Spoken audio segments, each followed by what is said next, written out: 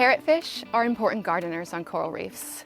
They help to maintain this healthy balance between competitive algae and corals. However, in their quest to clear the algae from the reef, they can accidentally graze and consume corals.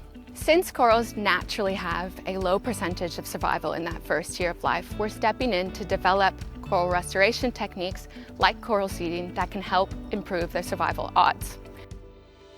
My research aims to optimize coral seeding techniques. To do this, I place corals on the reef in specially designed devices and monitor their progress over time. The devices I choose have protective features that prevent large fish from grazing at the coral's surface. What we've found is that protection from large fish can greatly improve a coral's chance of survival. Those without protection will end up in the belly of a parrotfish in less than 24 hours. We've also found that the way we position a coral in a device and the surrounding food supply for fish is extremely important. It's a complex challenge, but we are finding solutions to better seed corals to reefs and upscale those techniques to help reefs replenish after a disturbance.